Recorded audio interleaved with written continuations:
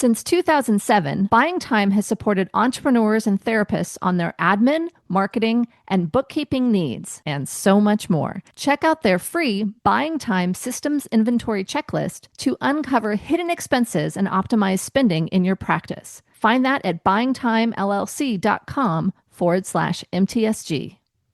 Therapists, with summer around the corner and kids on vacation, clients may have more time to level up on therapy. If you want to make therapy more accessible for them without compromising on your full private pay rate, you'll want to check out Thrizer. They make the out-of-network process so much easier. No more super bills, no more insurance calls, and best of all, no more months-long reimbursement waits. Go to join.thrizer.com/modern therapist to learn more.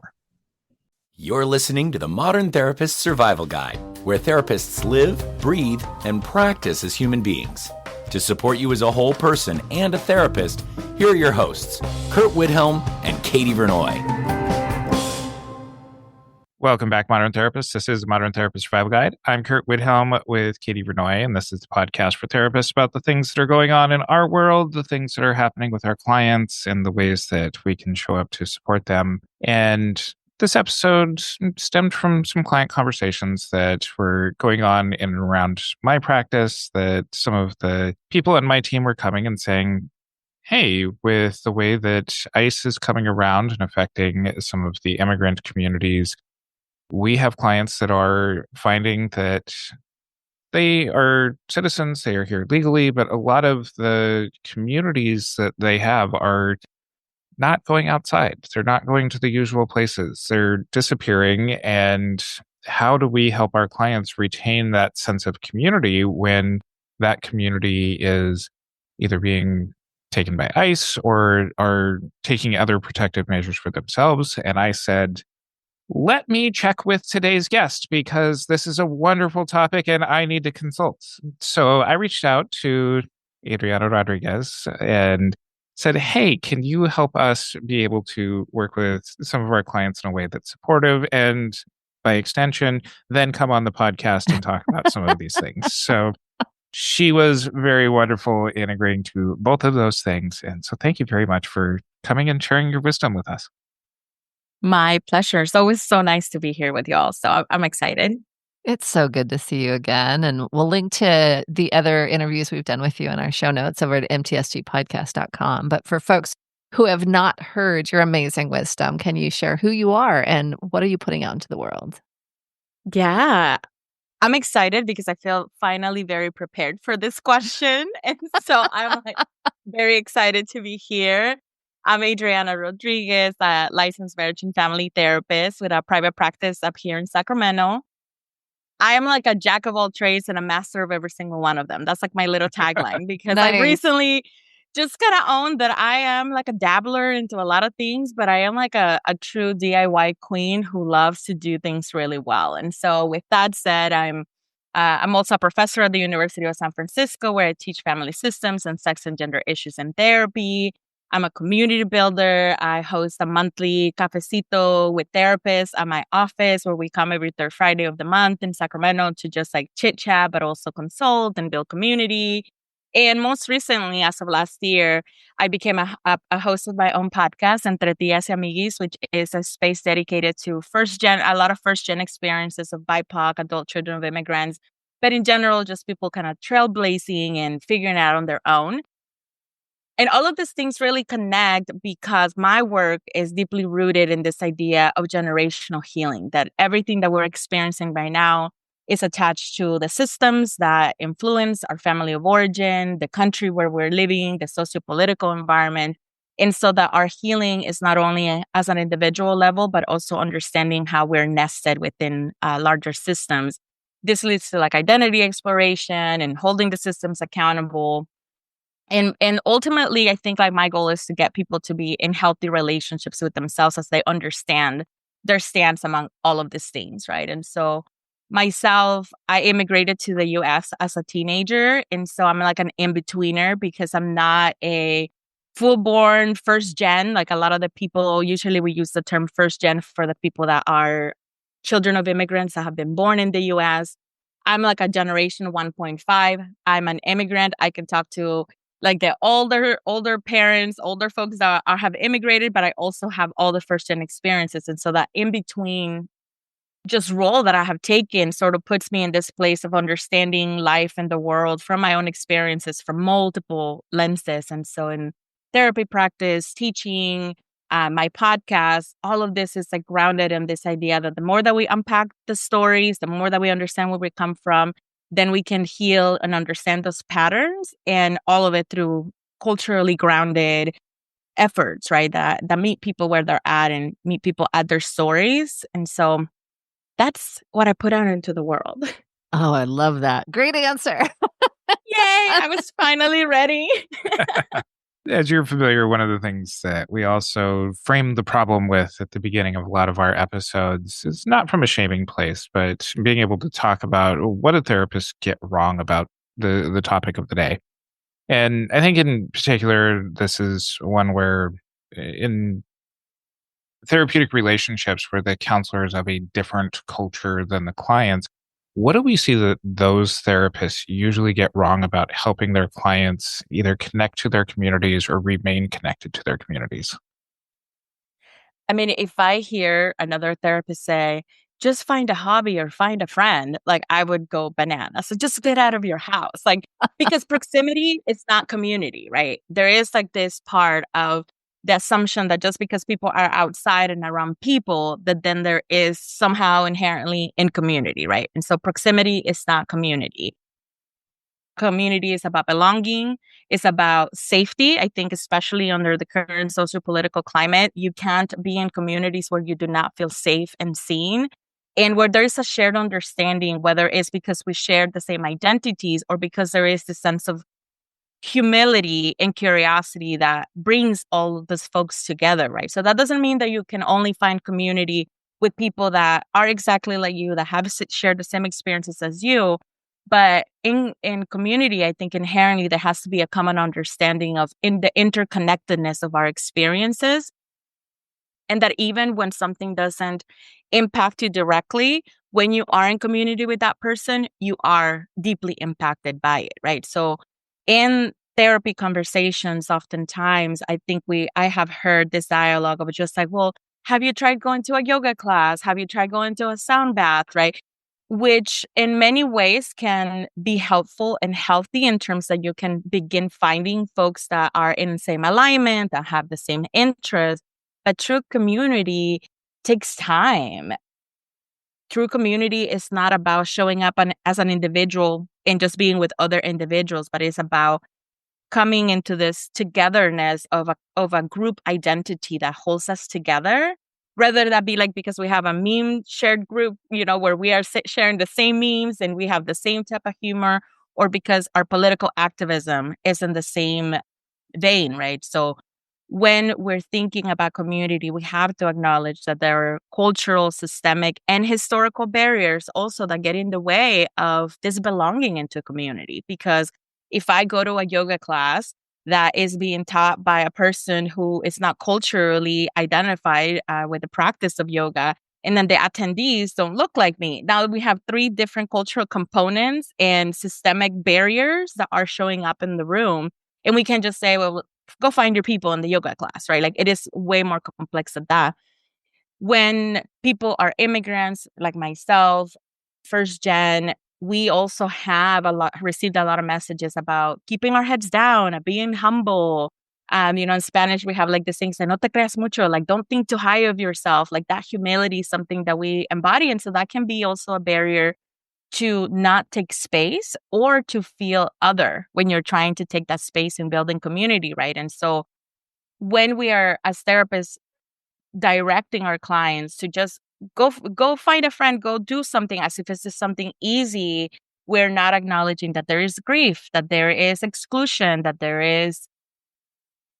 you already have community. I think that's also something that we can forget, that maybe you already actually have a whole wealth of community that is within you, but because it doesn't look curated, doesn't have an Instagram account or an Instagram following, that we may be dismissing it as actually a source of strength, right? So I think, kind of going back to the question, is that we infuse a lot of the individualistic belief system of our culture, particularly if we live in the US, into this idea of building community. And it's almost like we have to turn it upside down. Community is about gathering and coming together when we feel safe, when we connect on a deeper level. And that takes time, and that takes commitment, and that takes mutuality and reciprocity.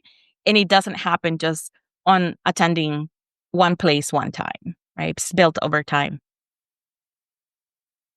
It feels like the issue of safety is huge there, especially when you're seeing folks who are coming to therapy for mental health concerns, potentially trauma, those types of things where the feeling of safety can already be impacted. And then when you layer on top of that the actual safety concerns and the risks that can happen when folks are going outside or in certain places and those types of things, it seems like even a felt sense of safety may not be possible. I'm curious how you're addressing that sense of safety with the clients that you're seeing who are wanting or needing a stronger community, because to me that's the first place. Even for folks in more individualistic, cultures, there needs to be a sense of safety to even leave their house. And so it feels like we're up against a lot right now as humans and as therapists trying to help these humans. Yes. Safety is at the basis, I think, of community building. One of the things, for example, for me that has become like really evident is that a lot of people that I thought were safe people, I'm not sure about whether or not I'm safe with you anymore. And we share the same degree, we have the same business, we navigate the same environments. But there are some things that maybe I'm looking for some outside signaling, right? And that can help me determine my risk appetite. And that's how I address it with my clients. Each of us has a different level of risk appetite, right? And that is not only based on emotional, psychological version of safety, but as an immigrant person, as a person who knows that right now, it doesn't matter whether you're a citizen, whether you have a green card, whether you have a visa, ICE could stop you and take you. And it doesn't matter whether you're documented, right? This sense of safety and this safety appetite is going to be varied contingent on your intersectionality, right? Not your diversity, not how you're different, but the power that you hold to feel safe going outside.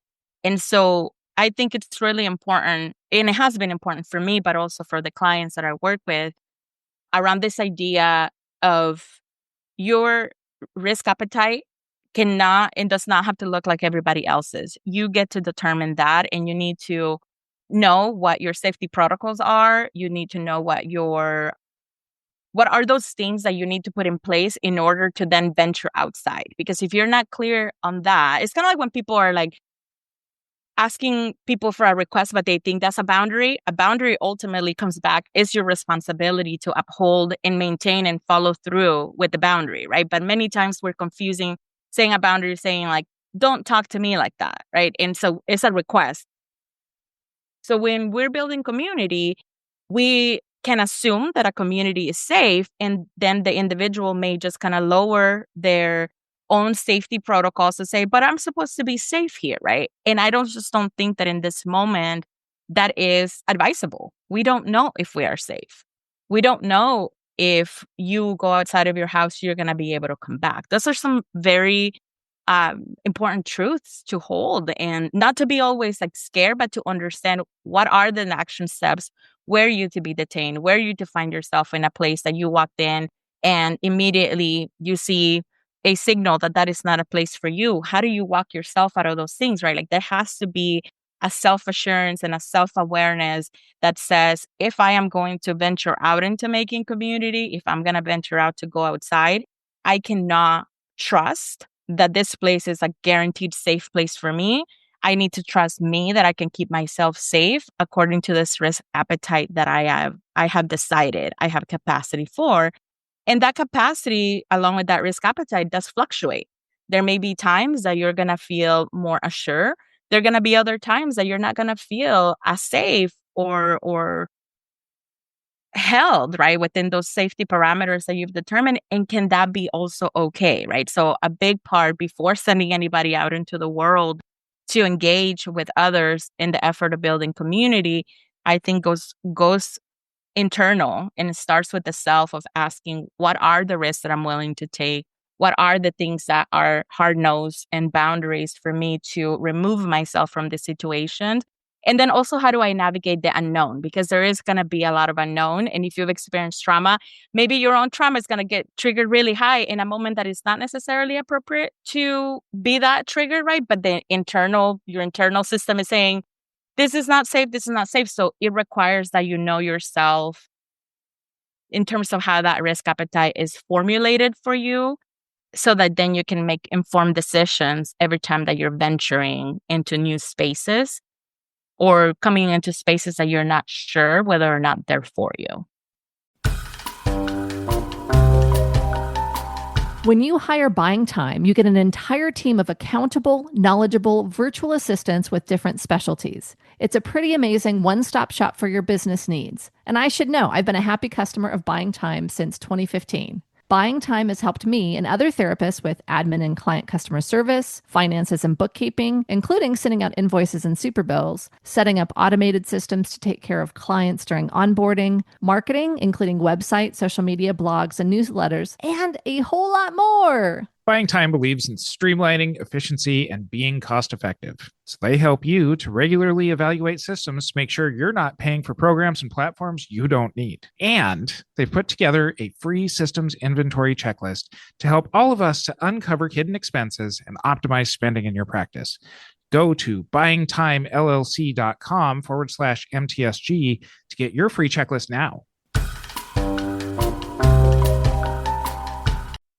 One of the things that you had mentioned towards the beginning of that was about some of the signals of safety, and wondering for our audience and the therapists that are listening to this and hoping to implement some things, what are some of the things that clients look for as safety signals from therapists that aren't necessarily, hey, I'm a safe person, that might be something that they're not able to follow through on? So can you maybe help us to identify what are some of the things that we can actually do effectively in this space? I pause with intention because that question also applies. How do I know that the therapists are around me are safe people to be people that I consult with, people that I refer to, the people that I want to be in community with, right? And I do fully recognize that this is probably an answer that varies wildly from person to person, very much within respect to what you were talking about, that risk appetite. And so I know that there's not going to be a one size fits all answer to this. I'll start with a story. So I recently went back to therapy. So I needed to find my own therapist. One of the things that I didn't realize was like a must for me is that my therapist has to have an online presence. And it's just like, wait, is it because I want my therapist to be cool?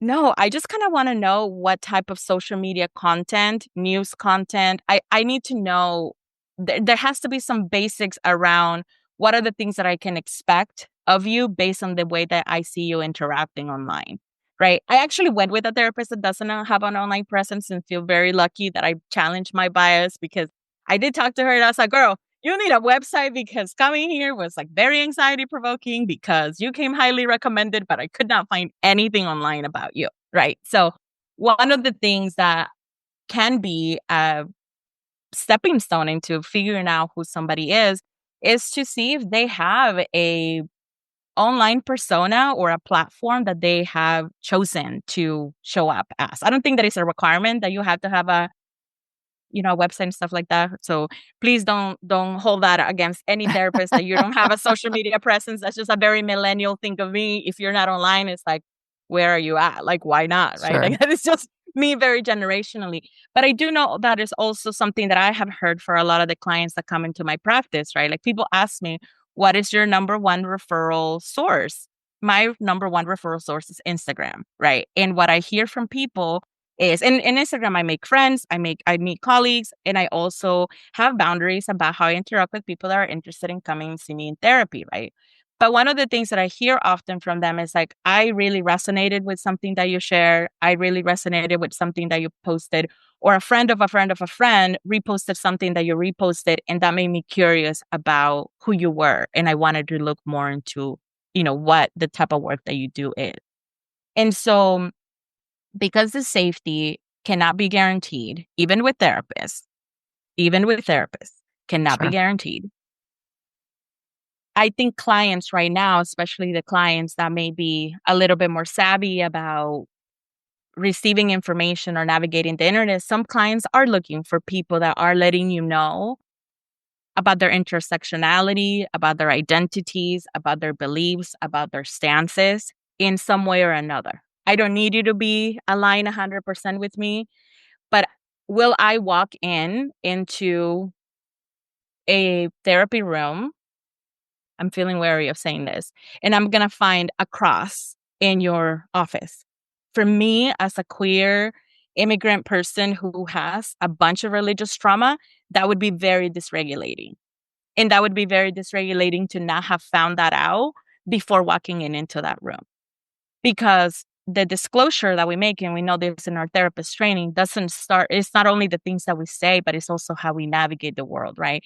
Things like, are you wearing a ring in your hand? And what finger are you wearing a ring? It's telling people whether you're married or not. What kind of pictures do you have, right? So we have been trained in therapy school that we are having a level of self-disclosure even when we're not saying anything verbally, right? And so some of the things that I know I'm looking for and that clients that come to me have shared that they are looking for, or my friends that come and are looking for a therapist, is that they're asking me, how can I tell that I'm going to walk into a safe-ish place so that then I can allow to build a relationship and then really understand how safe I am, because you're not going to be able to make safety determinations in a one encounter, but you could get triggered about whether or not you're safe actually very quickly.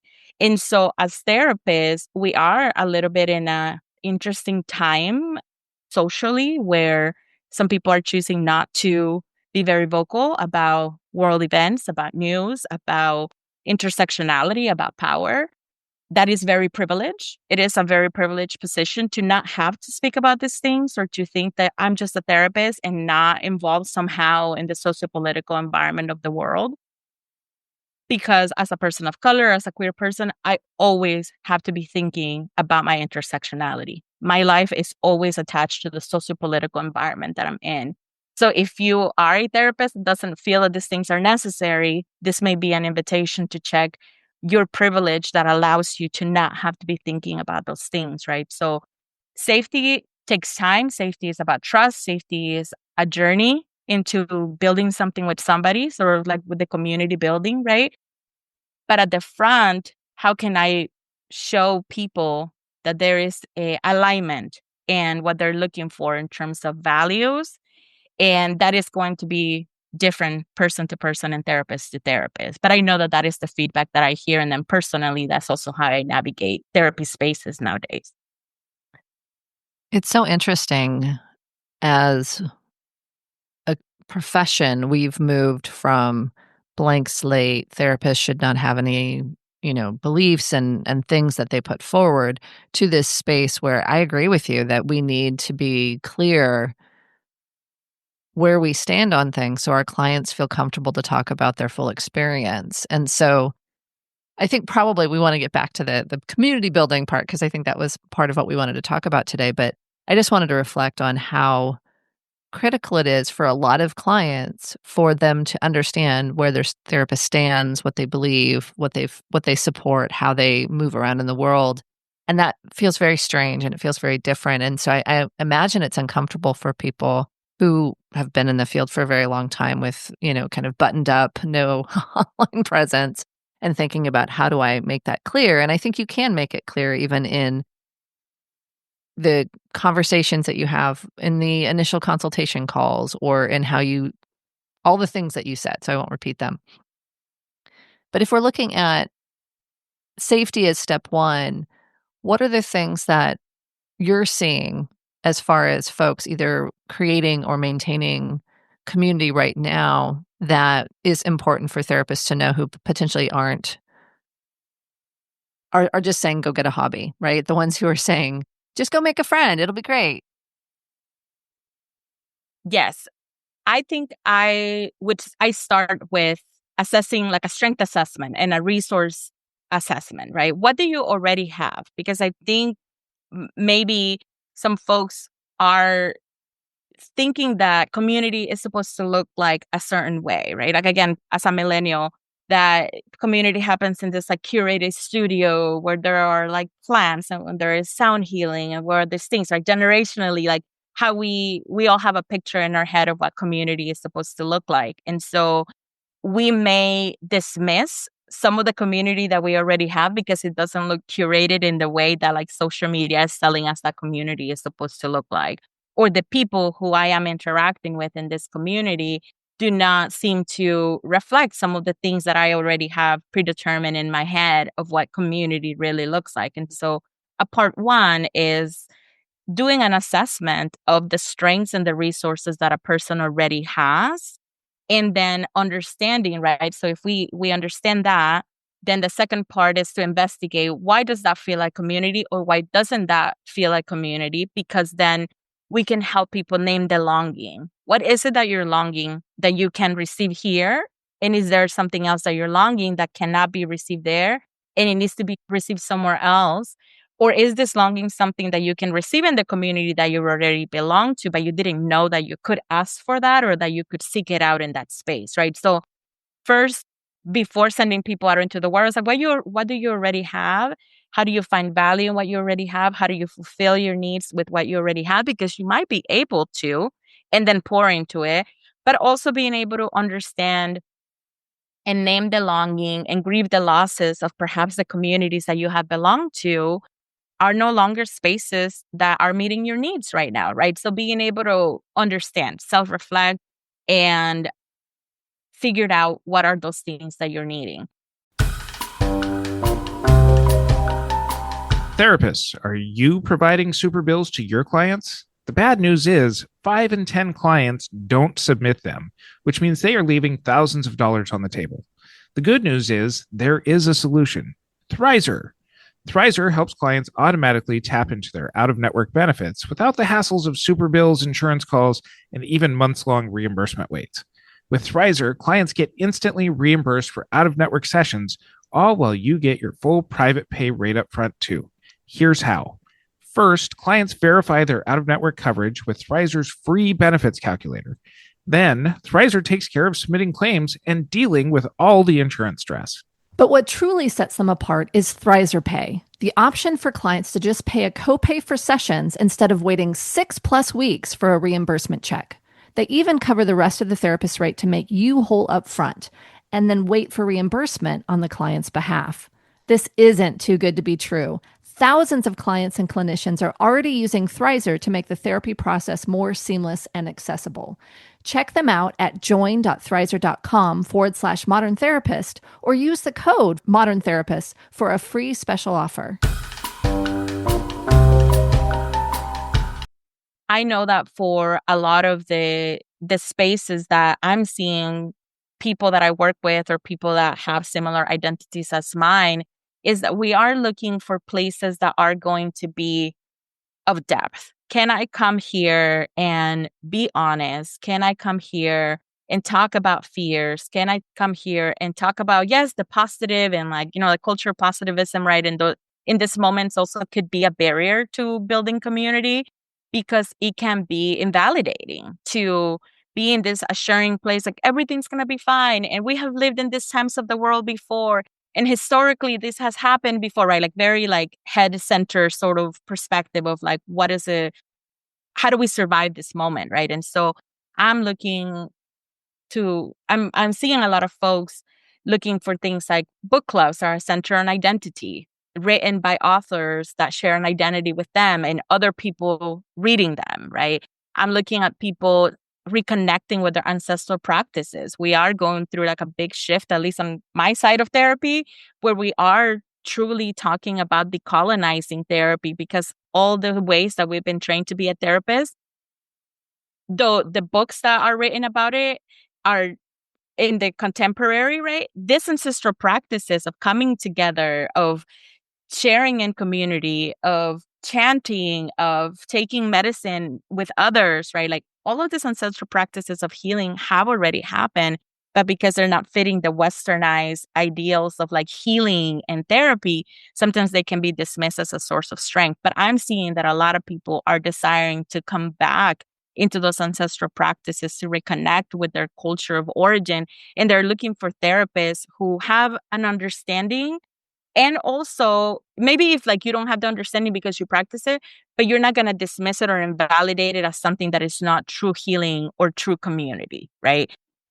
And so for queer people, I think we're heavily leaning into our chosen family right now. Who are the people that are going to be beyond my friends, but who are going to be family? Because there are so many of us as queer folks, trans folks, that we don't have our families of origin to create that safety space. And so we're leaning into, not only do I want to build community and friendship, build community and advocacy, build community and activism, but I also may be needing to build familial relationships around how does me and my spouse, if something were to happen to us, who are the people that we're going to be calling, right? Who are the people that we're going to connecting with? And so that I go back to this idea of the resource assessment and the strength assessment, because people already have a lot of these things, but because again, that is not curated in the way that they imagine, maybe dismissing it. But I think a lot of the identity affinity spaces are feeling like entry points for that community building for many of the people that I work with and I interact with. We've had a couple of episodes this year already on some of the work that therapists can do regardless of license. And in particular, one of them that I'm thinking about is more, hey, we're all social workers now. And some of the things beyond just the one-to-one work in the office. How can therapists support immigrant families, clients? How can they support queer clients at this time that might be beyond kind of the traditional? Have you thought about thinking about this differently? Yes. I think, one of the biggest privileges that I think I've had in my career is that I've worked with a bunch of social workers throughout the years. And I've come to realize what a strength that built in me as a therapist in terms of like thinking outside of the therapy room very differently. I'm also a sociology undergrad, right? So for me, I've had this combination of like macro, meso, level thinking into the individual micro thinking, right? And so I realize that is not still how therapy training feels like, or the therapy training that is emphasized in grad school or in training centers, right? And so how do we as therapists, particularly those of us in private practice, that may feel like you just come in for the 50 minutes and then bye, see you next week, right? Or see you in 2 weeks, or see you in a month, right? What are we doing and encouraging people to consider in between the sessions? Because I've been saying this to my clients often nowadays, this 1 hour a week that you have with me is not enough.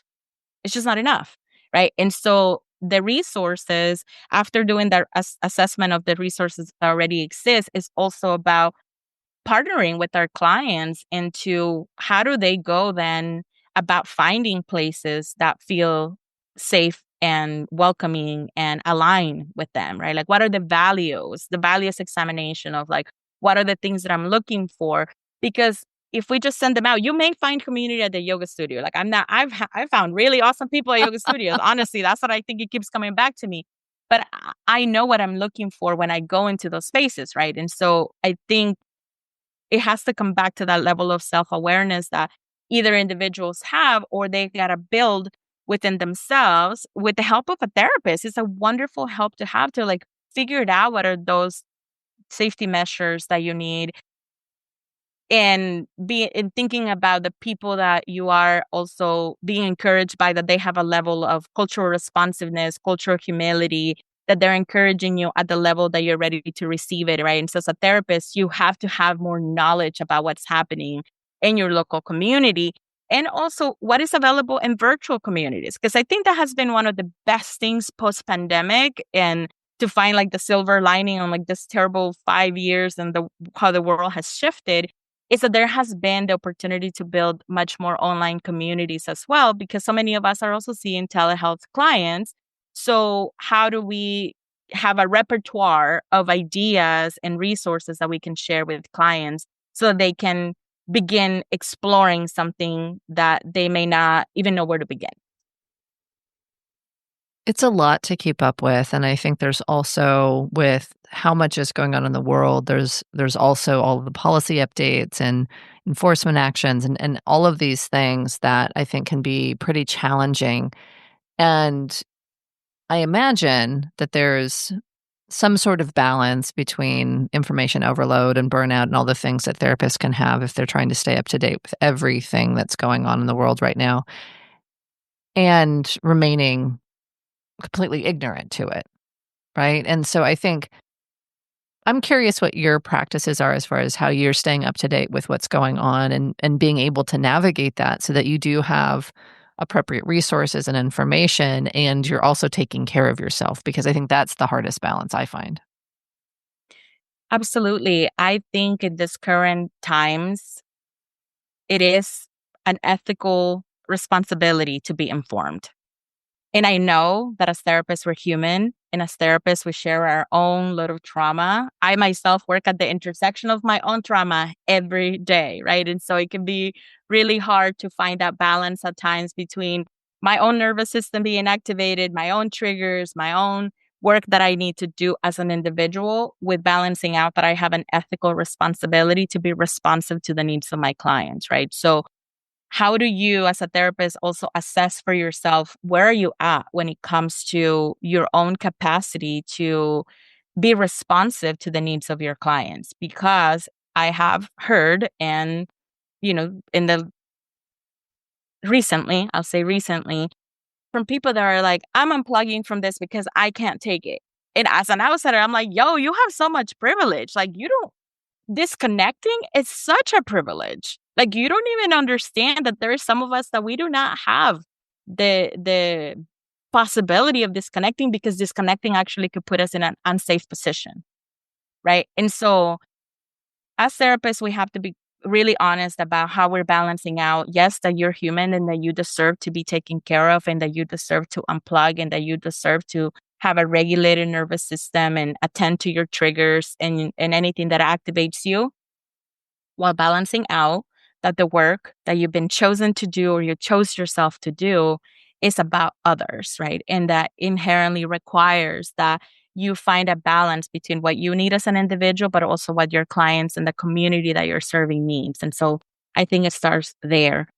For me, I have very strong digital boundaries nowadays, because I could, depending on the content that I'm consuming, one day I could be like super activated. It's like, heck yeah, let's go to the fight. And the next day I'm like, oh my God, I just want to shut down and go under a blanket and I don't want to think about any of this, right?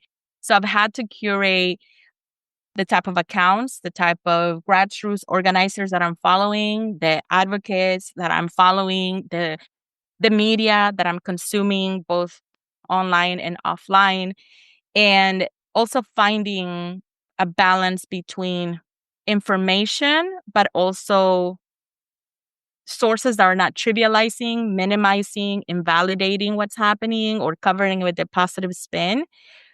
And so being able to have those boundaries and that understanding of what is your own capacity, and that is going to vary day by day depending on your own ability and capacity, but being that be in balance with that your clients need you right now. And you have a responsibility to them, because they are activated, they are triggered at times, and they are counting on you, because you may be the only person or the only space where they're coming to talk about how hard this is. And if you're not having an outlet as a therapist to find that self-regulation, you're going to be shutting down for them. You're going to be shutting down for people that are really needing you to show up for them beyond the couch, right? And not because you're going to go and taking them to the food bank, right? But you got to know where that food bank is, and what are the hours of operations, and what are the things that the resources are available for food insecurity, right? Like, there is like a level of balancing out, how do I protect myself, but also how do I stay in the know? So those boundaries about how do and when do I take information in? Am I going to be consuming information at the end of the night so that then the next I'm going to go and sleep and dream about all of these awful things, right? Or like, what is your social media detox? What are the sources of information that you trust? I personally like to be in the know of the other side of things because I want to know also like where some of these things come from because it helps me understand. I call it like the recycled water effect when I'm only hanging out with activists, with people that believe the same things as me. There is this illusion of movement, right? Like a fountain in the park, but it's the same water over and over. And so it's like, how are you bringing new water into like your little park fountain so that there is a movement into the information and not you just staying in like your echo chamber of messaging. So I personally like also exposing myself with very good boundaries to the other side of information to understand like where folks are coming from and like why. And this is also where my monthly cafecito therapy coffee meetup came from because I want to also be informed with the folks on the ground, right? Like what are the people that are around me doing? Where are the people that think like me, believe the things that I believe in, do the work, but even can share resources with me, right? And so I've curated my social media, my individual relationships, the social spaces that I'm in to meet my personal needs, but also thinking about the needs of my clients and knowing that I can't know it all. Where do I go though to find the information? I think that's one of my biggest things. If I don't know something, I know someone who does. Let me connect you to them. I don't carry the responsibility to know it all, but I do hold myself responsible for knowing where to send people when I kind of hit that block, whether it's because it's a personal trigger or because I just simply don't know, right? Like, where can we go?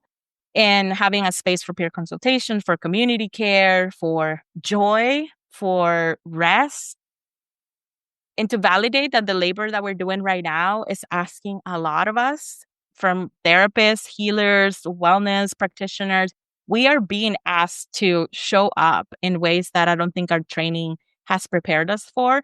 And so how are you resting? How are you finding joy, right? So all of those things are part of staying informed because the more regulated that you are, when you're not getting overwhelmed, the more you're going to be able to hold.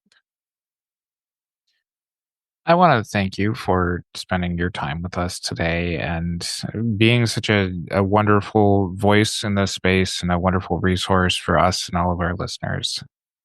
Where can people find out more about you, your practice, your wonderful online presence, all of that kind of stuff? Yes, you can find me on Instagram. That is like my main place. It's even better than texting because I have no notifications on my phone, but I will be on Instagram. So if you need, slide in my DMs, go there. That's like the very first place that you can find me. And my Instagram is Adri, ADRI underscore Rodriguez, RODRIGUEZ, wellness. And that's where I share my reflections, resources, updates about any offerings that I have, any events that I'm attending. And my website is kind of like my hub. I do have Adri Rodriguez Therapy. That is like if you're solely looking for me as a therapist, but I also kind of have a hub of pick your adventure of how you want to be in community or work with me, which is Wellness with Adri, wellness with ADRI.com. And that is like going to give you all my links to go to all the different places that you can connect with me. And I do want to do a plug for like my podcast in the sense of like, I think a lot of the people that I'm in community with have assumed that they can't listen to my podcast because the name of my podcast is in Spanish, Entre Tías, Amiguis, between aunties and friends. And so I've had other clinicians ask me, can I listen to it? As if like you can't listen to stuff that isn't named in Spanish, right? Or something like that. So I want to like just kind of clarify or like maybe just kind of put the plug of in interacting with media that doesn't seem obvious that is for you, because this is also a way of getting familiar with voices and experiences that are not maybe what you're going to be coming across, but we're out there, we are sharing stories, we exist, and we want you to listen to also what it's like to live in our shoes, right? So if you're interested in generational healing, identity formation, and mental health wellness overall, come on over. We have a really dope community. And if you're in Sacramento, come to my cafecito, my monthly cafecito every third Friday of the month. It's at my office. My wife always buys donuts for the therapists that come. So you can find a donut, but you got to bring your own coffee. And so website, online, Instagram, but also here in person in Sacramento. And we will include links to all of Adriana's stuff in our show notes over at mtsgpodcast.com. Follow us on our social media. Join our Facebook group, the Modern Therapist Group, to continue on with this conversation as well as many others. And until next time, I'm Curt Whithelm with Katie Vernoy and Adri Rodriguez. Buying Time is a full-service virtual support agency that is standing by to support you in your practice. It's time for you to get out of the day-to-day and bring in someone you can trust who has the experience to help you with all of your business needs. And don't forget to go to buyingtimellc.com/MTSG for your free systems inventory checklist to get on the path to less expenses and more profit. Remember to automate superbilling with Thrizer. Clients just pay a copay for your sessions while you earn your full private pay rate. Transform the entire process for your out-of-network clients. No more superbills, no more reimbursement calls, and the best part, no more reimbursement waits. Grab our exclusive Thrizer free trial at join.thrizer.com/modern therapist or sign up with the code Modern Therapists. Thank you for listening to the Modern Therapist Survival Guide. Learn more about who we are and what we do at mtsgpodcast.com. You can also join us on Facebook and Twitter. And please don't forget to subscribe so you don't miss any of our episodes.